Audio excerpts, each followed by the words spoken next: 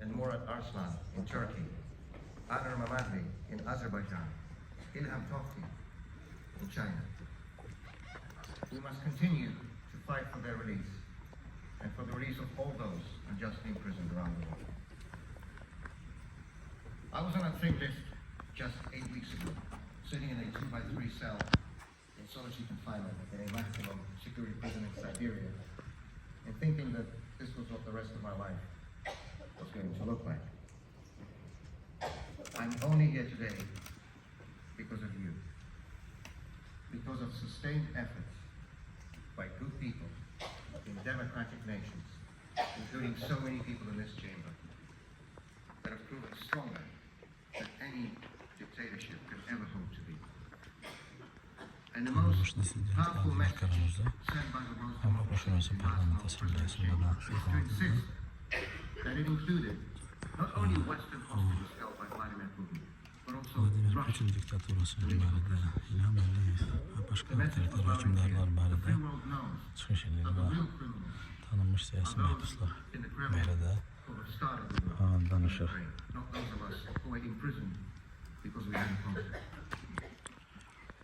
Two years ago, my wife Evgenia stood here to accept the Václav Havel Prize on my behalf.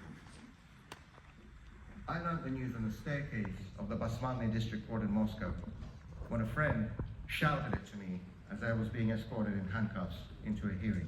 I have to tell you that was a pretty surreal experience. And although I'm 2 years late, I want to take this opportunity to thank you from the bottom of my heart. And to reiterate the message I sent in a note that my wife read out.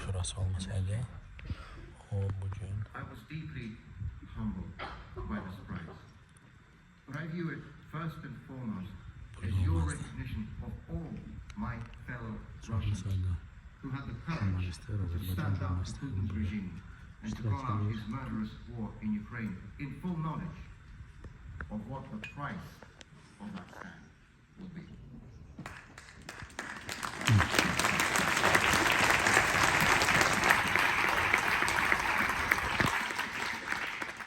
According to self-admittedly incomplete accounts from human rights groups, more than 20,000 people were detained by police across Russia since February of 2022 for anti-war protests.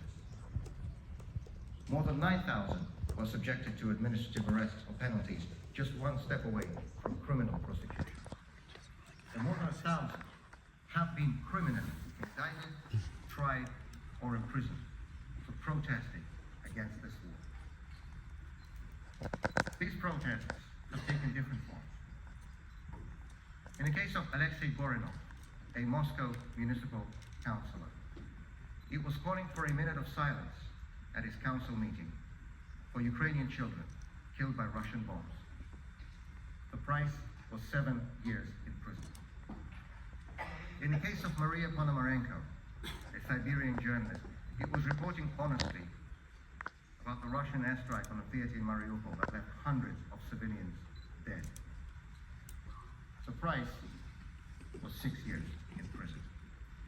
In the case of Dmitry Ivanov, a talented young mathematician who was arrested on the day of his final exam at Moscow State University before he could graduate, he was posting on social media about the war crimes committed by Russian forces in Bucha and elsewhere in Ukraine. The price was 8.5 years in prison. And the list goes on. More than 1,300 known political prisoners in Putin's Russia, many more than in the whole of the Soviet Union in its later years. But it's not only the people who are jailed. It is impossible to judge the true state of public opinion in a country that imprisons you for expressing it. But we do sometimes get glimpses into how many Russians actually feel about Putin and about his war. One such glimpse came in February of this year, when, amid the staged circus and the total unanimity of our so-called presidential election, one candidate, actually a former member of this assembly, Boris Nadezhda, tried to run on an anti-war platform. The public response was unimaginable. That month, almost all the letters I received in prison were about the long lines, hours-long lines, that suddenly appeared in cities and towns across Russia. The lines of people who wanted to sign the nomination petitions to get that anti-war candidate on the ballot. Needless to say, he was barred from running, as opposition candidates in today's Russia invariably are. But that was almost besides the point. Because suddenly, everyone saw through the lies peddled by Putin's propaganda that all Russians backed his regime, that all Russians supported his war. I'll never forget one letter a young woman sent me from the Black Sea town of Novorossiysk. After describing how she waited for a long line of like-minded people, mostly young people, to sign the nomination papers for the anti-war candidate, she wrote, "I never realized how many of us there are. This is my Russia. The Russia I love. The Russia I call home.